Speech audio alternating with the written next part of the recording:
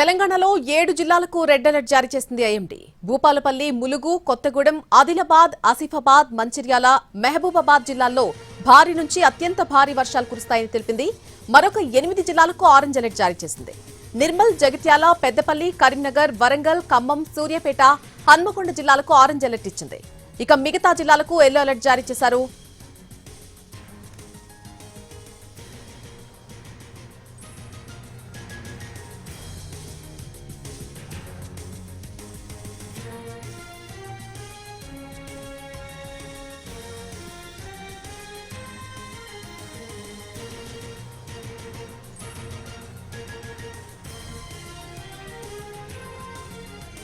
తెలంగాణలో 7 జిల్లాలకు మొత్తంగా రెడ్ అలర్ట్ జారీ చేసింది ఐఎండీ. భూపాలపల్లి, ములుగు, కొత్తగూడెం, ఆదిలాబాద్, ఆసిఫాబాద్, మంచిర్యాల, మహబూబాబాద్ జిల్లాల్లో భారీ నుంచి అత్యంత భారీ వర్షాలు కురుస్తాయని తెలిపింది. మరొక 8 జిల్లాలకు కూడా ఆరెంజ్ అలర్ట్ జారీ చేసినట్టుగా తెలుస్తోంది. ఇది అంశంపై పూర్తి అప్డేట్ మా ప్రతినిధి నిఖిల్ అందిస్తారు. ప్రస్తుతం మనతో పాటు ఐఎండీ హైదరాబాద్ ఆఫీసర్ ధర్మరాజు ఉన్నారు. మాట్లాడదాం సార్. తెలంగాణలో వెదర్ కండిషన్స్ ఏంటి, అప్డేట్స్ ఎట్లా ఉన్నాయి? ప్రస్తుతం కనుక చూసుకున్నట్లయితే గత 13వ తారీఖు ఆగస్టున ఏదైతే బంగాళాఖాతంలో అల్పపీడనం ఏర్పడిందో అది ప్రస్తుతం కొనసాగడం వల్ల ఇది ప్రస్తుతం పశ్చిమ వాయువ్య దిశగా కూడా కొనసాగడం వల్ల మనకి రాష్ట్రంలో ఇటు భారీ నుంచి అతి భారీ వర్షాలు, కొన్ని చోట్ల అత్యంత భారీ వర్షాలు కూడా నమోదయ్యే అవకాశం కనిపిస్తుంది.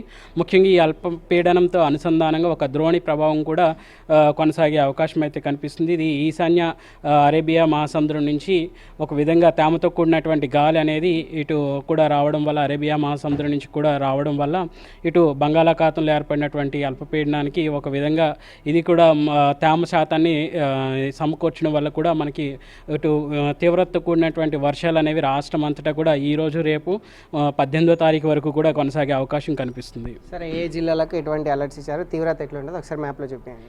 ఇప్పటికే ఇటు చూసుకున్నట్లయితే ఆదిలాబాద్లో కనుక చూసుకున్నట్లయితే ఆదిలాబాద్, నిర్మల్లో కూడా ఫ్లడ్ ఒక విధంగా వరద తలపించేటువంటి వాతావరణం అనేది కొనసాగుతుంది. ఇక్కడ చూసుకున్నట్లయితే ఇటు ఫ్లడ్ బులెటిన్స్ కూడా పొద్దునే జారీ చేయడం కూడా జరిగింది. ముఖ్యంగా ఇటు ఆదిలాబాద్, కొమరంభీం, ఆసిఫాబాద్, మంచిర్యాల్, అలాగే జయశంకర్, భూపాలపల్లి, మూల్గు, భద్రాద్రి కొత్తగూడెం, మహబూబాబాద్ సుమారు 7 జిల్లాలకు రెడ్ అలర్ట్ హెచ్చరికలు అనేవి జారీ చేయడం జరిగింది. ఇక్కడ వర్ష తీవ్రత కూడా అధికంగా కొనసాగే అవకాశం కనిపిస్తుంది కాబట్టి ఈ యొక్క రెడ్ హెచ్చరికలు అనేవి జారీ చేయడం జరిగింది.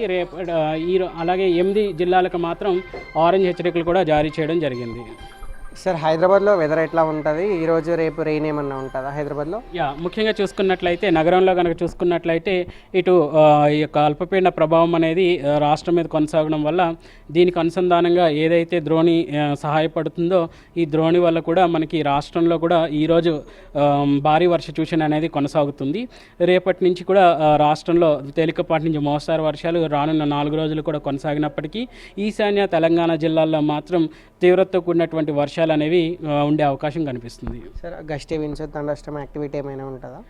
ఈ వర్షాలతో పాటు చూసుకున్నట్లయితే మనకి ఈదుడుగాళ్ళ ప్రభావం కూడా రాష్ట్రం మీద స్పష్టంగా కనిపిస్తుంది.